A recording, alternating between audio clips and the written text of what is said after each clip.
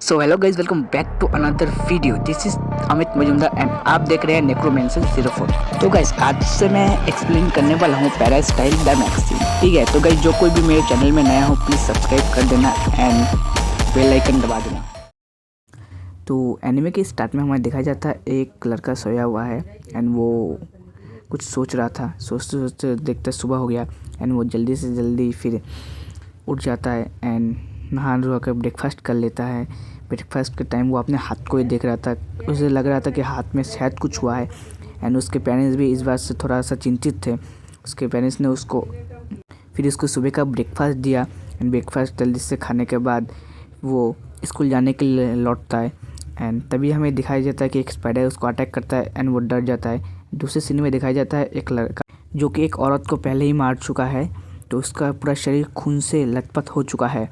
वो फिर सुनता कि पीछे से उसका बेटी आवाज़ दे रहा है एंड फिर अपने बेटे को ही मार देता है। दूसरे सीन में हमें दिखाया जाता है कि वो लड़का दोबारा से अपने हाथों को देख रहा है एंड गलती से उसका हाथ कहीं और लग जाता है एंड ये देख के वो दूसरे लड़की बहुत नाराज़ हो जाती है एंड नाराज़ होने के साथ साथ वो उस लड़के को एक थप्पड़ लगा देती है ज़ोर से। एंड दूसरी चीज़ में हम लोग देख सकते हैं दो लोग स्कूल में जाकर पढ़ रहा है, लेकिन शिनिची दोबारा मोबाइल चेक कर रहा है एंड उसे दोबारा वो रात का कहानी याद आ जाता है जहाँ से एक अजीब सा क्रिएचर नाक से घुसने की कोशिश करता है, लेकिन शिनिची दोबारा से एक जोर से चीख मार देता है एंड वो क्रिएचर दोबारा बाहर आ जाता है।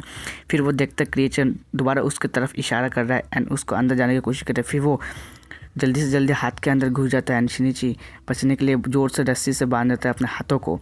लेकिन इतने में उसके पेरेंट्स दोबारा ऊपर आ जाते हैं एंड शिनिची दोबारा से अपने स्कूल के वहाँ पे चले जाता है एंड वो सोच ही रहता है ये सब कि तभी उसके टीचर उसके पास आ जाते हैं एंड उसका फ़ोन चेक करने की कोशिश करते हैं एंड दिखाते हैं कि वो क्या कर रहा है एंड वो माफ़ी मांग के फ़ोन वापस लेके दोबारा बाहर आके कुछ अजीब ही सोच रहा था एंड अपने हाथों को देख रहा था कि उसके हाथ में एक्चुअली हुआ क्या है। अपने हाथों को देखते देखते वो दोबारा वही सुबह के बाद सोच रहा है एंड इतने में उसका एक फ्रेंड उसको बोलते कि कोई बात नहीं, तुम ज़्यादा चिंता मत करो, मैं उसको बोल के तुम्हारे माफ़ी मंगवा दूंगा, तो तुम ज़्यादा चिंता मत करो। तो वो ये सोच के दोबारा अब घर जाने के लिए रेडी हो गया। फिर हमें एक शहर दिखाया जाता है। शहर के शिनिची दोबारा रास्ते से अपने घर जा रहा था, नॉर्वे की तरफ वो घर जा रहा था। फिर हमें दिखाया जाता है एक बच्ची जो बहुत ही खूबसूरत थी। शिनिची उसको देखता है। उसको देखने के बाद कि एक गाड़ी उसको आ रहा है, शिनिची जल्दी से जल्दी जाके उस गाड़ी में हाथ लगा देता है एंड बच्चे को बचा लेता है। तभी वो देखते वो क्रीचर दोबारा उसके हाथों पे ही है एंड शिनिची दोबारा डर जाता है। उसकी माँ बच्चे को गले लगा लेती है। शिनिची दोबारा चलते चलते अपने हाथों को देख रहा था कि एक्चुअली मेरा हाथ में हुआ क्या है एंड दूसरे सीन में देखा था उसके मम्मी दोबारा उसके पास आके चिंतित कर देते हैं। शिनिची बहुत ही गुस्सा हो गया था एंड सोच रहा था अपने हाथ को ही काट दे एंड वो क्रीचर को बाहर निकाल ले, लेकिन वो ऐसा करने में बहुत ही घबरा रहा था एंड झट से वो अपने हाथों को इशारा कर देख रहा था। तभी उसका हाथ बदल जाता है वो अजीब सा क्रिएचर में एंड वो बात करने की कोशिश कर रहा है। शिनिची ये देख के बहुत ही ज़्यादा डर जाता है एंड वो सोचता है कि ये है क्या चीज़। शिनिची अपने हाथों को घूर रहा था एंड वो क्रिएचर शिनिची को देख रहा था एंड कुछ अजीब अजीब बातों में बोल रहा था, लेकिन शिनिची ठीक से समझ नहीं पा रहा था एंड वो दोबारा से बोलते कि मैं थक चुका हूँ और वो दोबारा से अपने असली रूप में आ जाता है एंड शिनिची का हाथ दोबारा से कन्वर्ट हो जाता है असली हाथों में। ये सब सोच सुन के उसकी मम्मी दोबारा उसके बेड में आने की कोशिश करती, लेकिन बोलता कि कोई बात नहीं, अपना आओ। अब शिनिची दोबारा कंप्यूटर में जाके ये सब रिसर्च कर रहा था कि एक्चुअली ये चीज़ है क्या। तो वो बहुत अच्छे से पूरा कंप्यूटर में इधर उधर ढूंढ रहा है, लेकिन उसको कभी भी कुछ दिखाई नहीं दे रहा है। शिनिची ये सब सोच के बहुत उदास हो जाता है एंड सोचता है कि आखिर में मेरे साथ ही ऐसा क्यों हुआ। फिर सुबह का सीन दिखाया जाता है। शिनिची दोबारा से खाना खा रहा है एंड उसकी मम्मी को बोलता है कि और एक प्लेट दे दो। तो उसकी मम्मी भी सोचने में थोड़ा सा हैरान हो चुकी है कि आखिर में ये हो क्या रहा है। वो दोबारा से खाना खा रहा है, शिनिची सोचता है एंड खाता रहता है। अगले सीन में दिखाया जाता है एक अल्कोहल पिया हुआ लड़का। वो आदमी नशे में अपने रास्ते से जा रहा था एंड जब वो नीचे की तरफ देखता है कि यहाँ पे एक खून से लथपथ हुआ एक रास्ता है जो कि पीस पीस में होता है। दूसरे सीन में दिखाया जाता है एक औरत एंड अपने पड़ोसन को कहते हैं कि कपड़े अभी तक बाहर है एंड वो जब देखते हैं कि कपड़ों के वहाँ पे कि तो एक खून से लथपथ एक अलग ही है। तो ये देख के वो डर लगा था। शिनिची दोबारा बेड पे सोया हुआ एंड अपने हाथों को घूर रहा कि एक्चुअली में मेरे हाथ में हुआ क्या है एंड ये कब तक इसके अंदर ही रहेगा। फिर शिनिची सोचते सोचते अपने हाथों को घूर रहा है एंड सोचते कि इसका क्या किया जाए। शिनिची सोता है एंड तभी उसका जो हाथ ट्रांसफॉर्म होकर दोबारा वो क्रीचर अपने आप ही पढ़ना शुरू कर रहा है। वो क्रीचर इतने दिन से सिर्फ पढ़ ही रहा है एंड पढ़ते पढ़ते उसने अब ठीक से बात करना भी शुरू कर दिया है। वो सिनिची से ठीक से बात कर सकता है, सिनिची को अपने बारे में सब कुछ बता सकता है, लेकिन वो खुद ही नहीं जानता एक्चुअली में है क्या। वो क्रिएचर ढूंढते ढूंढते एक मछली का रूप बना लेता है, अलग अलग शेप करता रहता है एंड सिनिची को बोलता है कि मैं तुम्हारे साथी हूँ, मैं तुम्हारे ब्लड लाइन से कनेक्ट हूँ, तुम चाहो भी तो कुछ नहीं कर सकते। वो क्रिएचर खुद के बारे में जानने के लिए कंप्यूटर में जाकर रिसर्च करता है एंड देखता है कि एक्चुअली में उसके जैसा कोई है ही नहीं। वो अलग अलग रूप से सिनिची को डराता है एंड उससे बात करता है। सिनिची ये देख के सोचता रहता है कि एक्चुअली में ये है क्या और ये मेरे साथ ही क्यों है। तो ऐसे सोचते सोचते सिनिची बहुत ही उदास था एंड वो क्रिएचर दोबारा बोलता है मैं थक चुका हूँ और वो ट्रांसफॉर्म हो जाता है। सिनिची ये देख के शौक था कि अब ये सब मुझे ही ठीक करना पड़ेगा।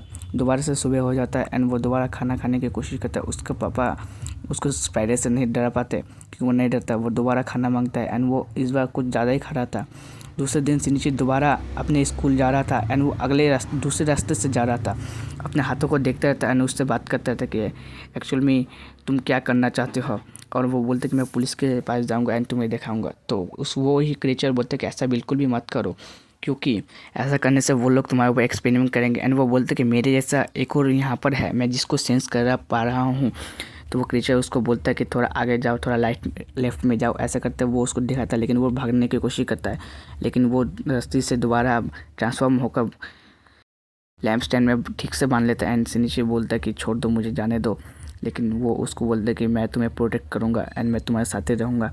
फिर वो उसको बोलते रहता है कि क्या किधर जाना है एंड वो उसको फिर अपना रोटेशन दिखाते रहता है।